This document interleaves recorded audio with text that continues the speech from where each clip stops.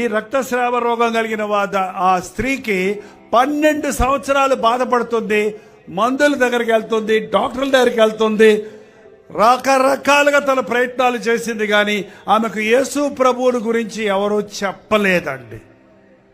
ఈమెకెవరు చెప్పలేదు కాబట్టి ఒక డాక్టర్ దగ్గర నుంచి ఇంకో డాక్టర్ దగ్గరికి వెళ్ళి తిప్పలు పడి తనకు కలిగినదంతయో వ్యయము చేసుకొనెను.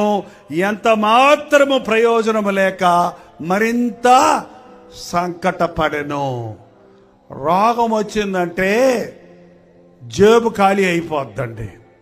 ఒకప్పుడు పర్సు ఖాళీ అవుద్ది అనేవాళ్ళు. రోగం వచ్చిందంటే పర్సు ఖాళీ అవుద్ది. ఈ రోజుల్లో రోగం వచ్చిందంటే బ్యాంకే ఖాళీ అయిపోతుంది. కొంతమంది తీరని వ్యాధులతో బాధపడుతుంటారు. సంవత్సరాల తరబడి ఒక వ్యక్తిని ఒక వ్యాధి పట్టి పీడిస్తుంటే ఒళ్ళు గొల్లైపోతుంది, సంపాదన హారతైపోతుంది, కుటుంబంలో నెమ్మది ఉండదు, బ్రతుకులో ఆశీర్వాదం ఉండదు. నానా తిప్పలు పడి డబ్బులన్నీ అయిపోయి ఎముకల గూడులాగా అయిపోయినప్పుడు 27వ వచనంలో ఆమె యేసుని గురించి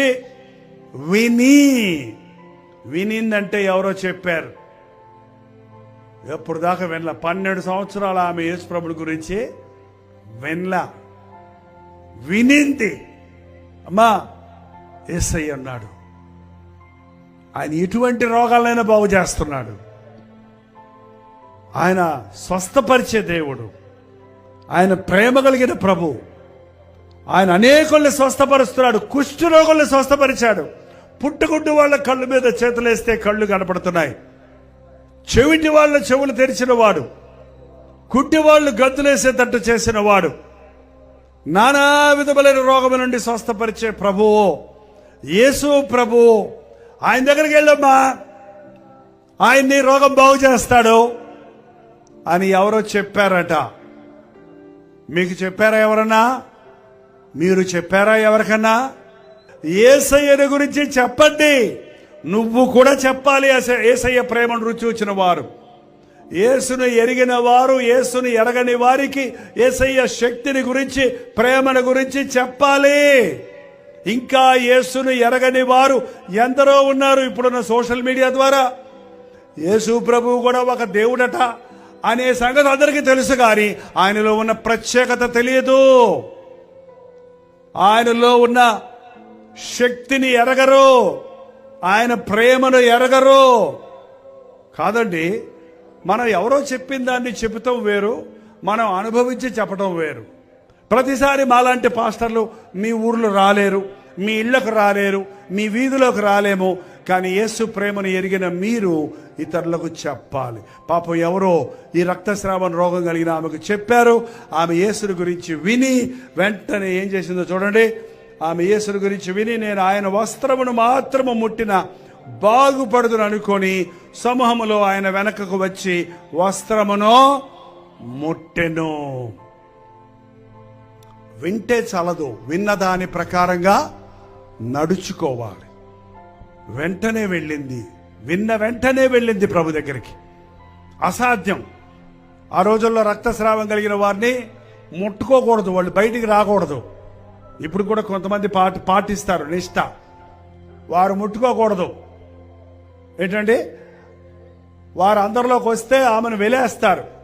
కాబట్టి ఏం చేసింది, అందులో యేసు ప్రభు చుట్టూ ఎప్పుడు పెద్ద జనసమూహం ఉంటుంది. అందరి మధ్యలోకి ఎలా వెళ్ళాలి?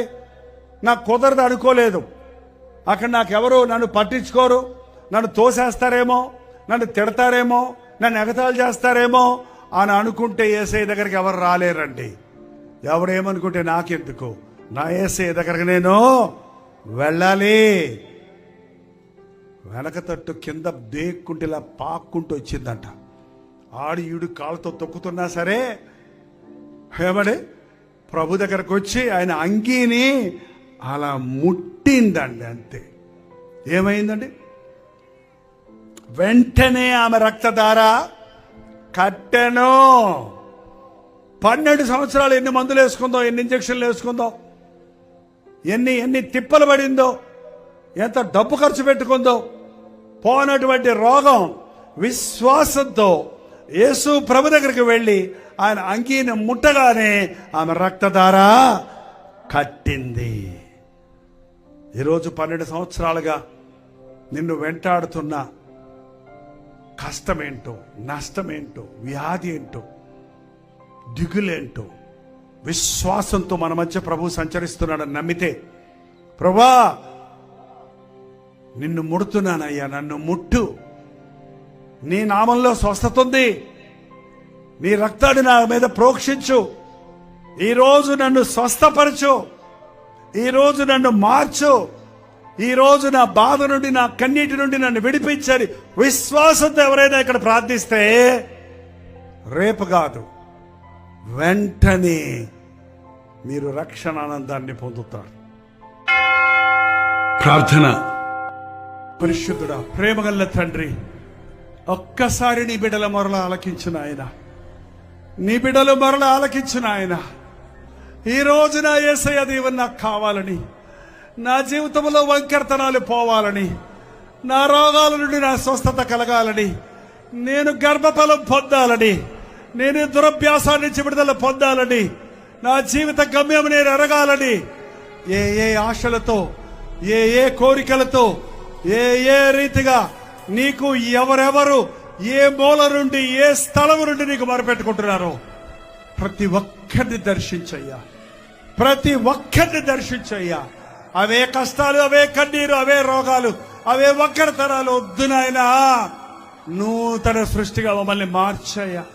నా యేసయ్య నన్ను మార్చాడు చూడు అని మేము రోషంగా సాక్ష్యం ఇచ్చినట్లుగా పరిశుద్ధ జీవితాలు బ్రతకడానికి సహాయం చేయి తండ్రి. ఆత్మాభిషేకముతో, ఆనందముతో, రక్షణ ఆనందముతో ప్రభువు నాతో ఉన్నాడు, నన్ను ముట్టాడు, నా బ్రతుకు మారింది, నేను ఆయన సాక్షిగా బ్రతుకుతారని తీర్మానాలతో వెళ్ళడానికి సహాయం చేయము.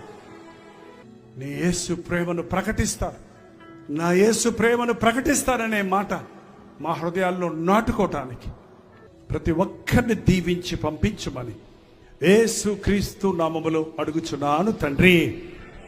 మన తండ్రి అయిన దేవుని యొక్క ప్రేమయు, కుమారుడైన క్రీస్తు యొక్క కృపయు, ఆదరణకర్త అయిన పరిశుద్ధాత్మ యొక్క సహవాసమును కూడి వచ్చి ఆయన సన్నిధిలో చేరిన మనందరికీ ఇప్పుడును సదాకాలమును తోడై ఉండును గాక. ఆమేన్, ఆమేన్, ఆమేన్.